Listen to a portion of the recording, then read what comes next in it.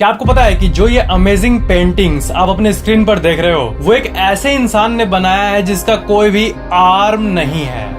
और क्या आपने कभी जापान के रोलर कोस्टर ब्रिज को देखा है? और क्या आपको पता है कि एक ऐसा बर्ड है जिसका जो चोंच होता है वो उसके शरीर से भी ज्यादा बड़ा है। इस वीडियो में आप ऐसे amazing non stop random facts को जानोगे ना कि आपका रिएक्शन इस इमोजी की तरह होगा। फैक्ट नंबर 18, किसी भी फोन कंपनी का ना एक कस्टमर लॉयलनेस होता है, मतलब वो इंसान उस कंपनी के साथ फ्यूचर में टिक पाएगा या नहीं। जैसे आप अगर नोकिया का फोन खरीदें तो क्या आप फिर से नोकिया का फोन खरीदोगे या फिर क्या आप उसको कंटिन्यू करोगे यूज करना? तो स्टैट्स की बात करें तो जो नोकिया कंपनी है ना उसका सबसे लोएस्ट कस्टमर लॉयलनेस है, मतलब नोकिया के यूजर ज्यादा दिन तक टिकते नहीं है कंपनी के साथ। और 2020 के एक सर्वे की बात करें तो एप्पल और वन प्लस दोनों का सबसे हाईएस्ट कस्टमर लॉयल्टी है, मतलब जो एप्पल का फोन एक बार खरीद लेता है वो बार बार उसी का खरीदता है। और सेकंड में है वन प्लस भी धीरे धीरे बहुत ग्रो कर रही है। फैक्ट नंबर 17, जितने भी एंड्रॉइड के वर्जन्स हैं ना, जैसे Cupcake, Donut, Eclairs, Froyo, Gingerbread, Honeycomb, KitKat, Lollipop और बाकी सब, मैंने आपको इसके बारे में पहले ही बताया है। बट फैक्ट ये है ना, मतलब ये जस्ट एज अ जोक शुरू हुआ था, ठीक है, लेकिन मोबाइल का जो एंड्रॉइड प्लेटफॉर्म होता है वो इतना चला कि इसका जो नाम है वो लोग कंटिन्यू रखे उसी चीज पर रखना जो कि खाने का नाम हो, मतलब हर वर्जन को खाने से जोड़ना। फैक्ट नंबर 16, एक एंशिएंट ग्रीक वर्ड है जिसे कहते हैं अक्रासिया, और इसका मतलब ये होता है ना कि ऐसे बहुत सी लाइफ में चीजें हैं जो कि हम लोगों को पता है कि हम लोगों को करना चाहिए और it's good for us, but हम लोग नहीं करते हैं। जैसे जैसे जैसे हेल्दी खाना खाना, प्राणायाम करना, मेडिटेशन करना। पता है लॉजिकली कि ये सब करने से लाइफ पीसफुल रहेगी, तब भी बहुत कोई नहीं करते हैं। तो इसी चीज को, मतलब इसका डेफिनेशन देखो आप, akrasia is used to describe the lack of will that prevents us from doing something that we know is good for us. Fact number 15, एक स्टडी हुई थी और उसमें ये पता चला ना कि जो बच्चे रोते हैं ना, रोने का जो आवाज होता है ना वो लोग का, आपको एक्सेंट के बारे में पता है? अमेरिका के लोग बोलेंगे हाउ आर यू, ब्रिटिश वाले बोलेंगे हाउ आर यू, ठीक है, और रशिया वाले बोलेंगे हाउ आर यू, और इंडिया में बोला जाता है हाउ आर यू। ये अलग अलग एक्सेंट होता है, ठीक है। तो बेबी जो रोते हैं वो भी एक्सेंट में रोते हैं। मान लो अमेरिका का कोई बच्चा रो रहा है, वो रोएगा और इंडिया का रोएगा, मतलब अलग अलग एक्सेंट होता है रोने का भी। अगर हम लोग डीपली ऑब्जर्व करें तो मतलब उसके पेरेंट्स से मिलता है बच्चे को उनका natural accent. Fact number 14, artist Olena Masnyk ने बुक मार्क बनाया था। बुक मार्क मतलब होता है कि आप किसी किताब को पढ़े और पढ़ने के बाद उसके नीचे वाले पेज में कुछ आप पेन रख दिया, कुछ रख दिए, ये नोट करने के लिए कि हाँ मैं यहाँ तक पढ़ा हूँ और इसके बाद अब मुझे पढ़ना है। तो वो कुछ ऐसे बुक मार्क्स बनाते हैं, ऐसा लगता है कि कोई आदमी फंस गया है और पैर लटक रहा है उसका बाहर। ये बहुत ही यूनिक टाइप का बुक मार्क है जो कि आर्टिस्ट ओलेना मैस्निक ने बनाया था सबसे पहली बार। फैक्ट नंबर 13, अब जो मैं आपको फैक्ट बताने वाला हूँ बहुत ही इंटरेस्टिंग है। लाइफ स्ट्रॉ के बारे में आपने सुना है? आपने बियर ग्रिल्स का शो देखा होगा डिस्कवरी में। वो क्या करता है कि अलग अलग जगह से, पहाड़ों से कहां का पानी रिफ्रेश करके पीता है, उसे प्यूरिफाई करके पीता है। तो ऐसे सिचुएशन में मान लो आप जंगल में फंस गए, ठीक है, और आपको कचड़ा वाला पानी मिला, तो लाइफ स्ट्रॉ नाम की जो कंपनी है ये ऐसे स्ट्रॉज बनाती है ना कि अगर कहीं का गंदा पानी होता है उसको ये प्यूरिफाई कर देता है, जैसे इस इमेज में आप देखो। और ये लाइफ स्ट्रॉ कंपनी ये क्लेम करता है कि ये सारे जर्म्स और बैक्टीरियाज को मार देता है। ये बहुत ही, ये दुनिया के सबसे अमेजिंग टूल्स में से एक है। इन स्ट्रॉज को कहते हैं लाइफ स्ट्रॉ। फैक्ट नंबर 12, ये बहुत ही अलग टाइप की फैक्ट है। कोई बच्चा क्लासरूम में पढ़ रहा है, ठीक है, और क्लास में उसके सामने उसके स्कूल के जो वॉल होता है उसमें कोई साइंस का प्रोजेक्ट या फिर कुछ ऐसा चिपका हुआ है, ठीक है, और दूसरे रूम में एक ग्रीन कलर का पेड़ का इमेज, नेचुरल टाइप का पूरा क्लासरूम बना हुआ है, या फिर खिड़की के बाहर उस बच्चे को पेड़ पौधे दिख रहे हैं। तो एक स्टडी में ये पता चला ना कि अगर नेचुरल या फिर नेचर से जुड़ी कोई भी चीज उस बच्चे को दिखती है ना एग्जाम देते टाइम या फिर पढ़ाई करते टाइम,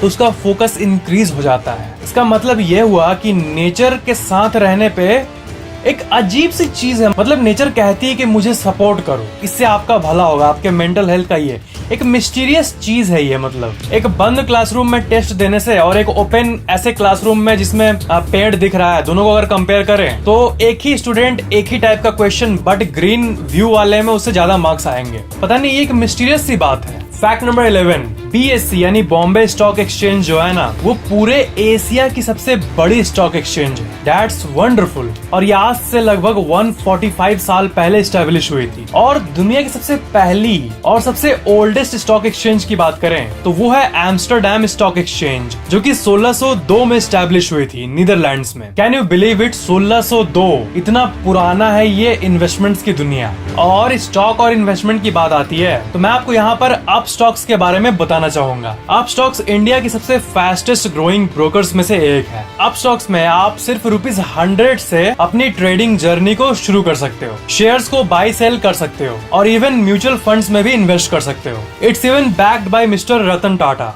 जी हाँ, आपको बस आधार कार्ड और पैन कार्ड चाहिए अकाउंट ओपनिंग के लिए और आप इंस्टेंटली अपना अकाउंट ओपन कर सकते हो। अभी इस समय आपको बहुत सारे लिमिटेड पीरियड ऑफर्स भी मिल जाएंगे, जैसे फ्री अकाउंट ओपनिंग, पहले मंथ के लिए फ्री ट्रेडिंग और stock as premium subscription which is worth ₹999 और ई लर्न मार्केट का stock market beginner course which is also worth ₹999। That's really fantastic. मतलब आप फ्री में ट्रेडिंग भी सीख पाओगे, जो कि बिगिनर्स के लिए सबसे बेस्ट बात है। वीडियो के नीचे डिस्क्रिप्शन में अप स्टॉक्स का अकाउंट ओपनिंग का एक्सक्लूसिव लिंक मौजूद है। आप फ्री में डीमैट अकाउंट खोल सकते हो, so you should check it out. Fact number 10, sword billed hummingbird. ये एक ऐसा बर्ड है जिसका जो चोंच होता है वो कैसे, मेरे को देख के हंसी आता है इसको।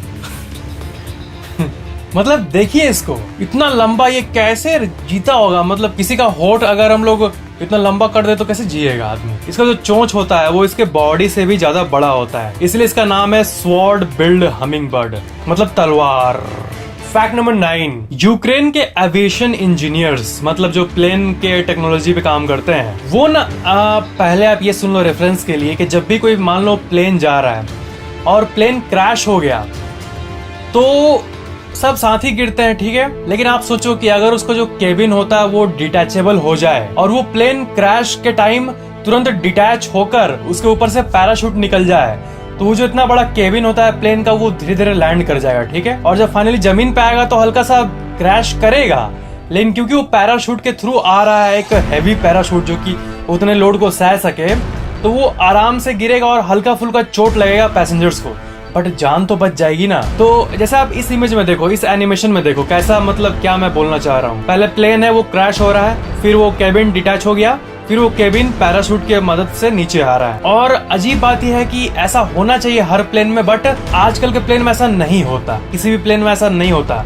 एडवांस्ड को छोड़ के। बट साइंटिस्ट इस पे काम कर रहे हैं और ऐसा होना चाहिए। ऐसा होगा तो पायलट्स और पैसेंजर्स का केबिन दोनों बच जाएगा।